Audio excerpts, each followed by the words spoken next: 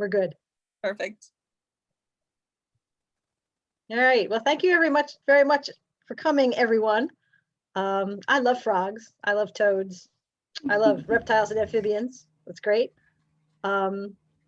We do a lot of this sort of thing now, virtually, that we would have normally done in person.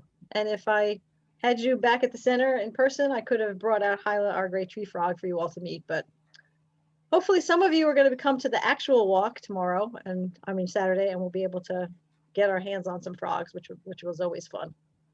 So I'm Diane Smith. I'm the Director of Education at Bucks County Audubon Society. We do a lot of this sort of education stuff. We always have things going on. Our next big event is going to be our Earth Day Festival, which we are doing live and in person on April 10th. So come on out for that. It's going to be a little bit different. We're going to be keeping social distance and we're going to be masked. So our events are going to have to be by sign up so that we can keep the group small, but it still should be a fun day. So I'm looking forward to seeing more people out and about. And of course, our trails are open every day, dawn to dusk, and you're more than welcome to come out and enjoy nature on our trails just about any day you want, if the weather is cooperating.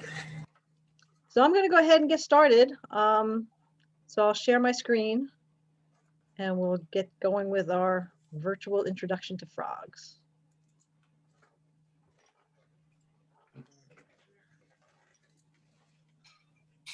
There, almost level 30.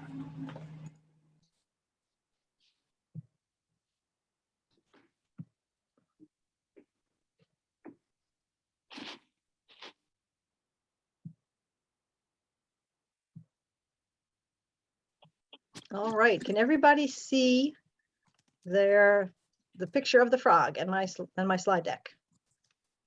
I'm gonna unless I hear sounds saying no, I'm gonna assume you can. All right, so here we go. Frogs are in the family of amphibians. Amphibian is a compound word meaning both and life. They have part of their lives in the water and part of their life on land. Toads are included in this group, as are salamanders. They're also amphibians. But tonight is about frogs and toads. So the difference is between frogs and toads. Frogs have smooth skin. Toads have bumpy skin. And those bumps do serve a purpose. And when we talk about toads, we'll talk about that as well. They both can absorb moisture through their skin. And generally speaking, toads are more terrestrial, although there are some frogs that do spend a good amount of their time on land. The other difference is in their egg laying habits. Frogs lay their eggs in sort of blobs and toads lay their eggs in strings. All right, let's see our first frog. This is the American bullfrog.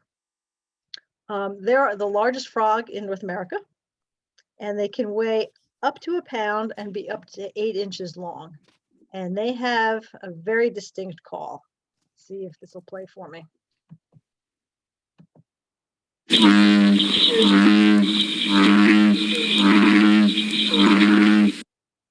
That is typically known as the jug-a-rum call, and that is performed primarily by the males. And you can tell the boys from the girls by the size of their tympanic membrane. Their tympanic membrane is their ear, and it's this big circular thing behind their eye. And in the males, that tympanic membrane is a good deal larger than the eye. And in females, that membrane is roughly the size of the eye or a little bit smaller.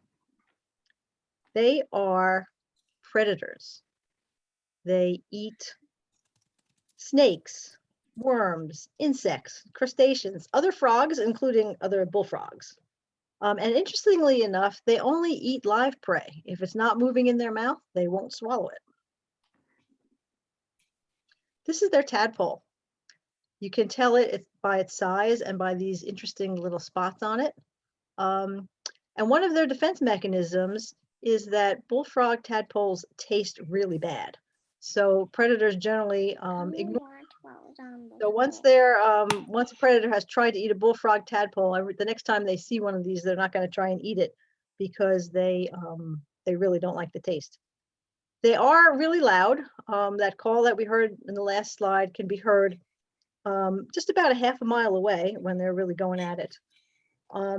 They are native to our part of North America, and generally speaking, they're native east of the Rockies. But in some areas of the country, they are becoming a problem as an invasive species. So they can, because they do eat other frogs, they can drive other native frogs towards extinction.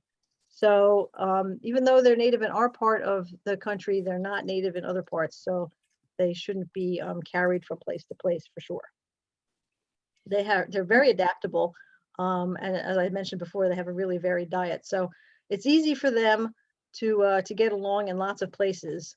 But again, you don't want to be carrying species around to where they don't belong because they can cause trouble for those that are native to where you introduce them to. So don't do that. All right, here's our next friend. This is the northern green frog. And they sound considerably different from the bullfrog.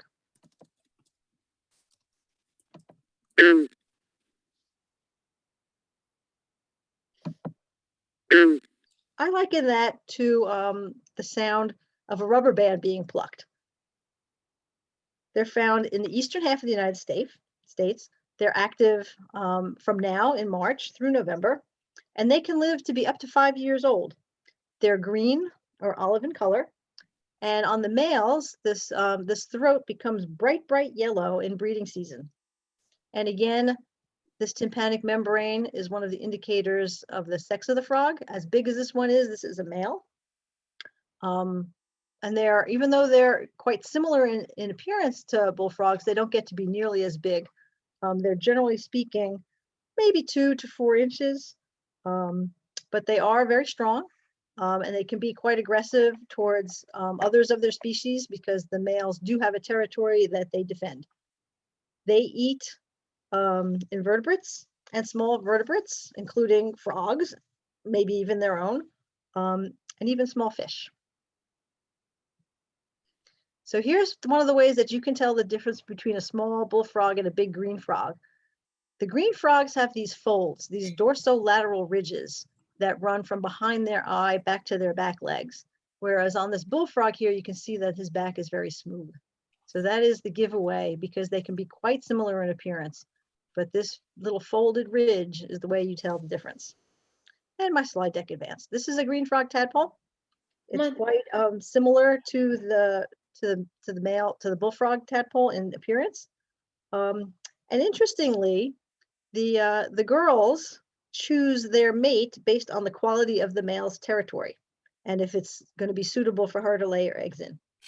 So green frogs lay their eggs in a mass of up to 5,000 eggs, as opposed to the bullfrog females, which can lay up a mass of up to 20,000 eggs.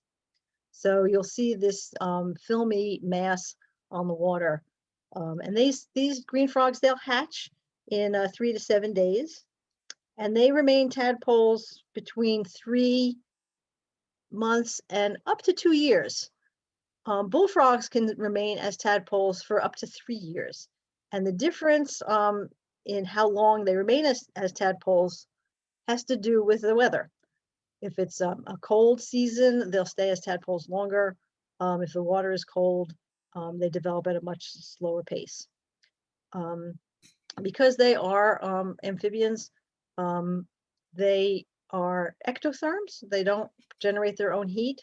So cooler temperatures makes everything a little bit slower for them. They get their energy from their surroundings. So if the water is warm, they're more active.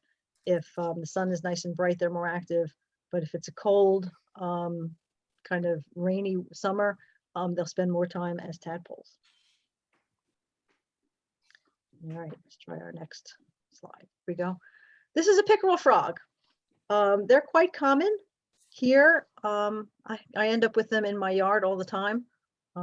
They spend a lot of time on land compared to green frogs and bullfrogs. They're native from the Midwestern states, north to the Canadian Maritime provinces and south to the Carolinas. They do like their weed covered areas in summer. I tend to let my grass grow a little bit long, so when I do get around to mowing it, I have to go really slow because they end up hopping away from the lawnmower. So they sound a little bit different from the other frogs. Let's hear what they sound like.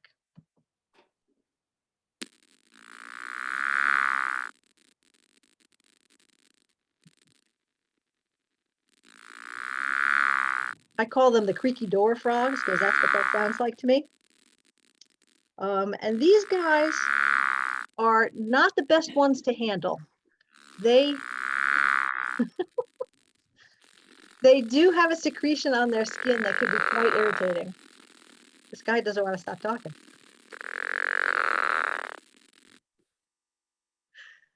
They could be distinguished by these rectangular markings on their legs, as opposed to another frog that looks quite similar, but we'll get to that guy next.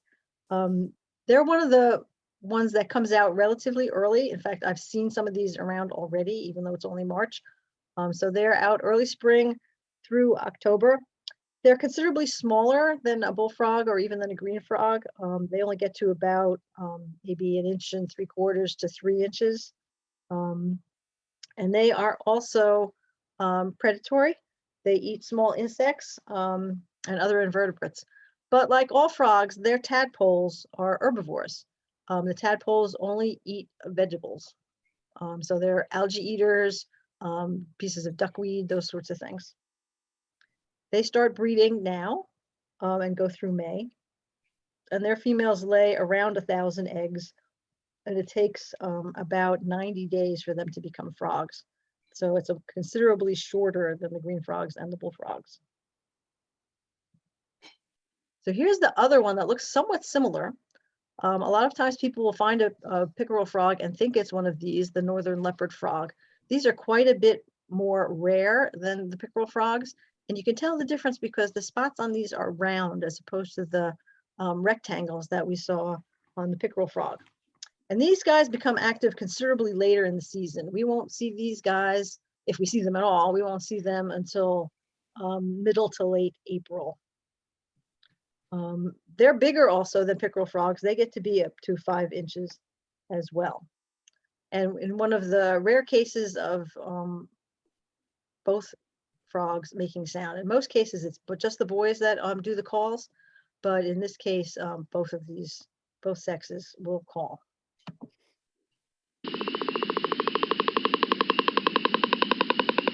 So this.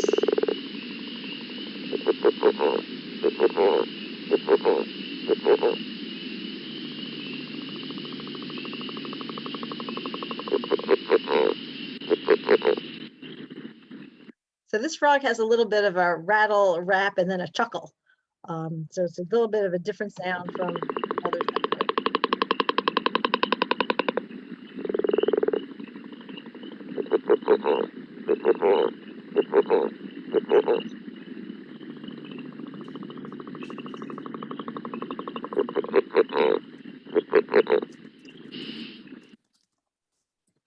So these frogs lay their eggs in masses of about 5,000 eggs, usually in a fairly compact mass of about 6 inches long to 2 inches wide. And these are usually attached to small debris like twigs or pieces of grass. So they're not as free floating as some of the other frogs that we see. They hatch in about 2 to 3 weeks and they become frogs in 2 to 3 months. So again, these develop considerably faster than the bullfrogs and the green frogs. In certain parts of the country, there may be a second breeding season in September or October, and then those frogs will overwinter as tadpoles. All right, our next frog. This is the wood frog. Again, this is a very early frog.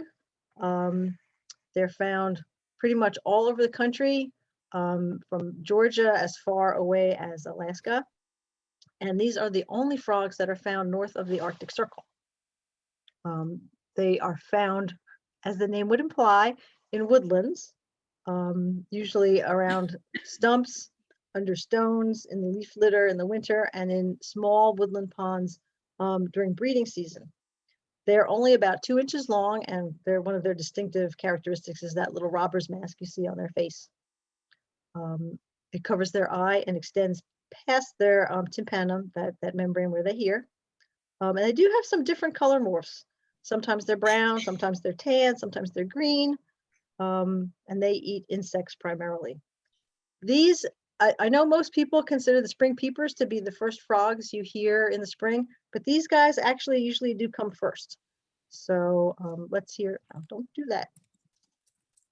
Let's go see if we can find what it sounds like.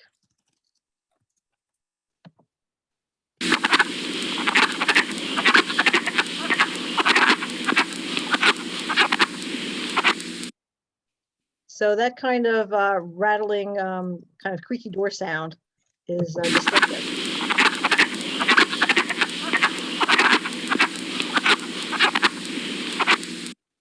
And they only call during breeding season, which is March to May. Most frogs that you'll hear all summer long, but these guys will only call in the breeding season. They lay their eggs at about 1,500 to 3,000 eggs at a time. And they usually get covered with algae, so they look like a kind of a greenish mass. And these are some of the few frogs whose eggs can survive freezing temperatures. They hatch very quickly, only about 10 days, and they become frogs in about 2 months. So these guys move very fast. I think primarily because a lot of the pools that they lay their eggs in are called vernal pools, and they don't last that long into the summer. So they need to speed up their development so that they're able to be on 4 legs and with lungs as opposed to gills before the ponds dry up in the summertime. This is a gray tree frog.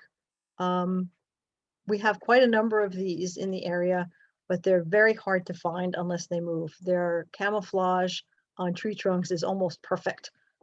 So unless they move, they're really, really hard to see. They're found from Canada all the way down to Florida and as far west as Texas. They prefer forested areas near water, and they're tiny. They're no bigger than 2 inches at their biggest, and they do come in green, brown, gray with those large blotches on their back. And this is one of the few frogs that has a rough skin. And again, that is to help them blend into the barks of trees. Also, insect eaters.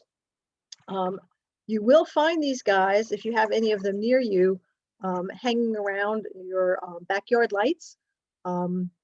If you'll notice, they have these little suction cups on their feet. And so a lot of times if your house has any appreciable amount of water near it, or a kind of a damp meadow or wet meadow kind of area, and your lights are on at night, you can find these climbing up your sliding glass doors. They like to attach to the windows. I think they're attracted to the light, and the insects that come to the light, it's kind of like a buffet for them. So don't be surprised if you see these guys sticking to your windows in the summertime. All right, our next frog are the ones that you probably are hearing right around now.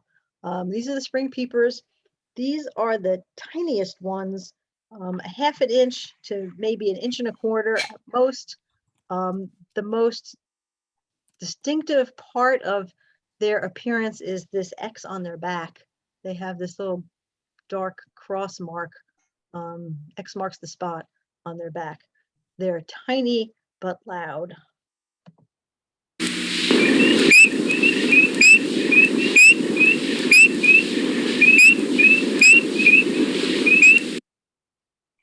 So these frogs don't lay their eggs in a mass like most frogs. They lay them individually, and they're attached to plants.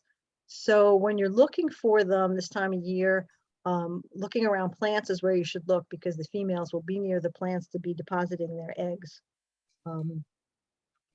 They breed from March through May, and they become froglets in about 2 months. They complete their metamorphosis on land. So when they move to land, they still have their tails. They'll have all 4 legs, but they'll be froglets. They'll still have their tails, and they finish that up on land. Okay, and here's our friend, the American toad, Bufo. This is the one with the warts. Now, they live in the woods. You see them on land most of the time. Pretty much the only time they spend in the water is in mating and egg laying season. They do tend to hide under rocks and logs during the day. They'd rather be out at night. And these bumps, on their backs are filled with a noxious substance that they can release when they want to. So my dogs found this out by catching a frog and then spitting it out because it tasted so bad. They were foaming, trying to get that taste out of their mouth for quite a while. But they've never picked up a toad since, so they learned their lesson. It's quite effective at deterring predators. They have an interesting call as well.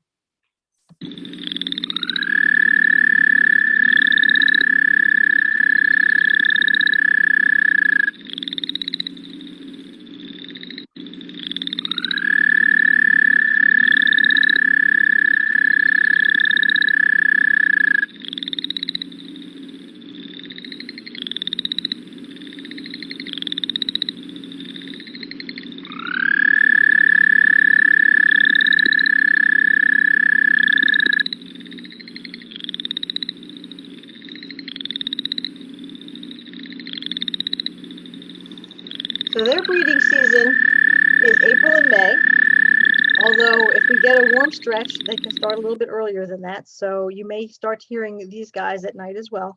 As I said, they're primarily nocturnal, so that's when you would hear them most.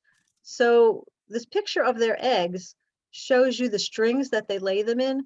They're kind of a curly little silly string that is usually found in the shallows near plants, but not attached to plants. They can lay up to 20,000 eggs in these twirly strings, and that string, if you were to stretch it out, could be as much as 60 feet long. Wow. When they're tadpoles, the tadpoles tend to school together. That's kind of a protective mechanism. Sort of the thing about running away from the bear, you don't have to be really fast, just faster than at least one other person. So they can kind of get away into the shallows and escape that way. They're quite long-lived.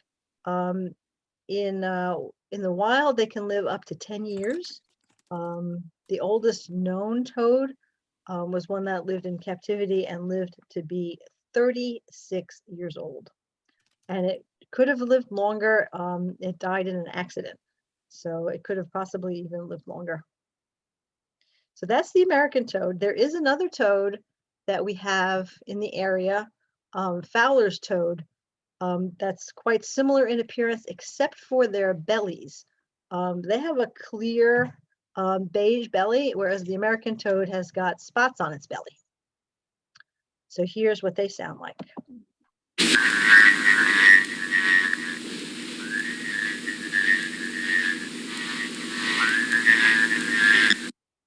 These guys are only found in the eastern United States, New Hampshire to West Virginia, and maybe as far west as the Mississippi River.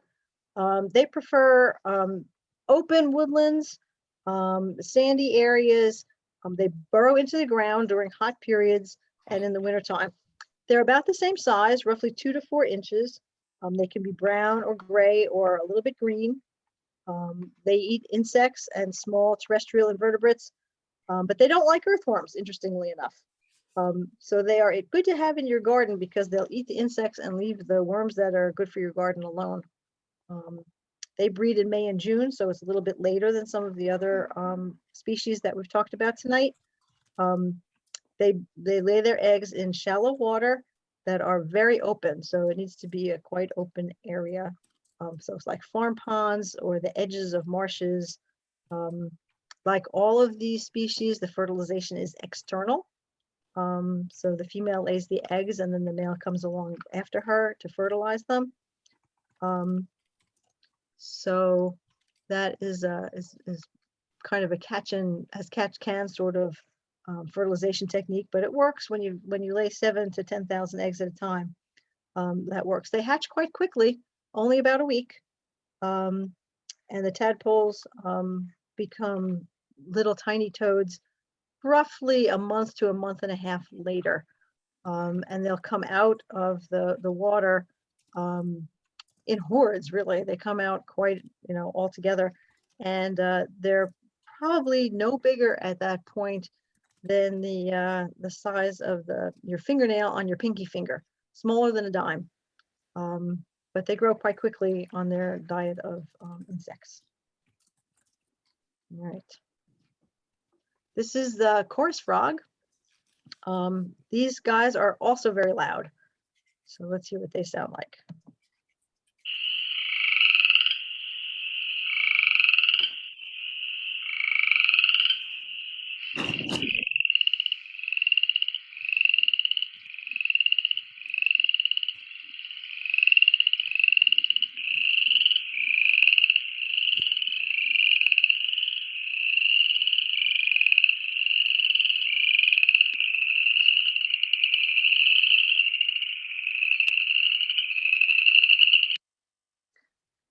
So these are also quite small frogs, roughly 3/4 of an inch to maybe 1.5 inches. They're brown or gray with not really much in the way of markings to distinguish them, except for this stripe on their upper lip. Then they have a dark brown stripe through their eye. That's about it. There's no markings on their back. There's no spots. There's no cross like the spring peepers have. So it's a different frog. The bellies are white or cream colored, and they eat small invertebrates as well. Okay, so the sounds that they make. Generally speaking, it's the males that make the sound. And the way they do this is with their mouths closed, they draw in air through their nostrils and they bring it into their lungs, and then it's forced from the lungs through openings located in the floor of their mouth that blows up that big sac like the one you see on that tree frog to the left. Then, to emit its call, they push the air from the sac, forcing it over their larynx where their vocal cords are, and that sac is a big resonator, like a sounding board on a stringed instrument. And that it does not amplify the level of the call. As the air is expelled over the vocal cords and the call is completed, the sac then deflates. So the amount of volume they get is just from the amount of air that they can push, not from the sac itself. So we've heard a bunch of different calls. We've had chuckles, we've had quacks like a duck, we've had creaks like a door, we've had the jug of rum, we've had the snapping of the rubber band. And for these calls to be effective, they have they can carry quite far. As I said, the bullfrog's call can carry up to 1/2 mile, but the frogs have developed very good hearing, similar to what we have.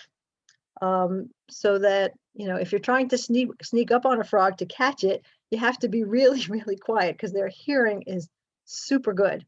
So they can be difficult to catch, but it's fun to try. So the song of the male is used for two purposes.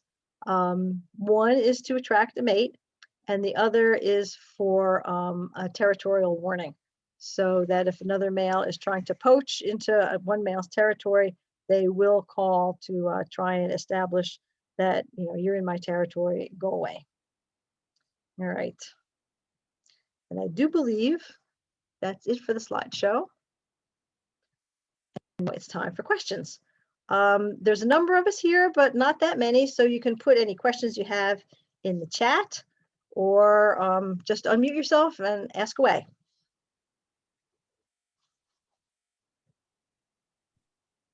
No questions? Surely someone must have a question. Okay, Frog says, I love frogs. So do I. They are just some of the most entertaining creatures on the planet, as far as I'm concerned. They're quite fun.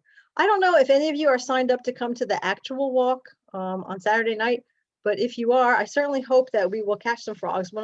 I'll bring some small containers with me so that we can collect a few, hopefully, and get a good look at them. If you're coming, please wear boots so you can get into the water as necessary. We will be going into the marsh areas, so boots are required. Headlamps are good, and I hope to see some of you there. Question: what can we have in our gardens to attract and support frogs and toads? One of the best things that you can do, well, for frogs and toads, a small wet area is going to help a lot. So a rain garden. In my yard, I live at the base of Buckingham Mountain, and so I get a lot of water in my yard, and my sump pump runs all the time. So what I've done is I've taken the outlet from my sump pump and dug a small area and put one of those black pool kinds of things into the ground so that the sump pump then empties into that. And I have a couple of very happy green frogs that live in there. And then, but if you want to have frogs, you can't have turtles. So, because the turtles will eat all the tadpoles. So you have to decide if you want turtles or you want frogs. The smaller wet areas that are suitable for frogs are probably not big enough for a turtle. So a small pond is good. One of the things that toads really like is places to hide in the daytime. So if you have some broken crockery pots, if you put them in an out of the way place, under a tree, near a rock pile, so that the opening is available for the toad to get in, you can make a toad home out of that. Okay, so there's some other questions. So that's how we can attract them. Let's see, we have a picture. Let me see if I can get this picture to help identify a frog. Okay, let's see.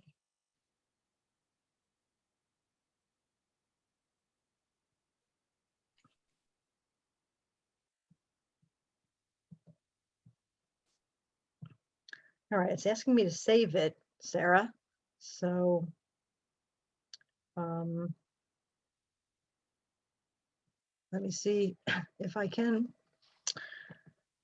pull it up.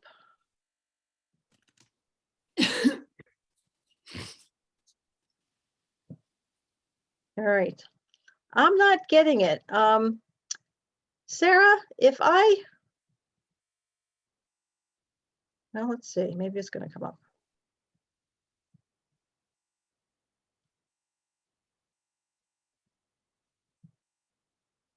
No, still not showing.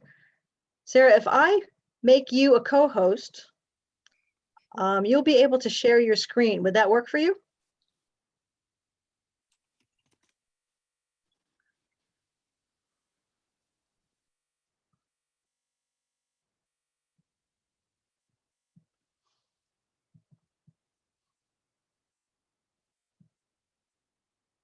All right, Sarah, you are now a co-host. So if you want to share the picture on your screen, we'll all get to see it.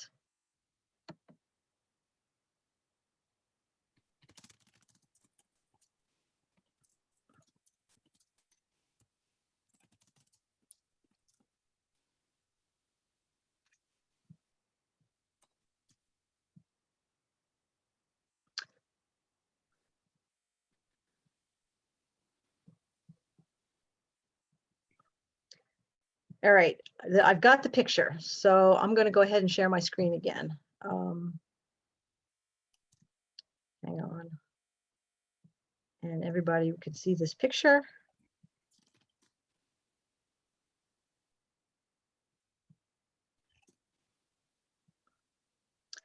Great, and now we can have a little test. So it's green, it's got the dorsolateral ridges. Okay, so remember, between a bullfrog and a green frog, which one had the dorsolateral ridges? This one is a green frog. So you found a green frog by the pond at Audubon. All right. What else have we got in chat? Cute goth frog. Okay, so J Frog, I saw that you shared a link. So I'm going to go ahead and see what that's about. Ah, okay, that's the same one. Okay, so thank you very much for sharing that 2 ways, although we did get to finally see it. All right. Okay. Any other questions before we end for the night? All right, well, thank you all so much for coming. We are going to be posting this video up on our YouTube channel at some point. So if there's anything you want to see again or you want to share it with your friends, please do so. You know, we love to teach people about stuff. And I see a couple more questions coming in. Okay, so the easy way to tell the difference between frogs and toads, the easiest way to tell the difference between frogs and toads is probably the bumps on the back. I've never seen a frog with those 2 big lumps that contain the toxic substance that's behind their eyes. So that's probably the easiest way. The other way is, you know, toads are generally beige to dark brown, and you find them more often in the woods than you do frogs. Although you do find frogs on the ground by the pond, like that green frog, but that's the way. So thank you all so much for coming. I had a lot of fun. I hope you guys did too. And we will see you back at Audubon at some point, I hope. Thanks so much. Bye-bye.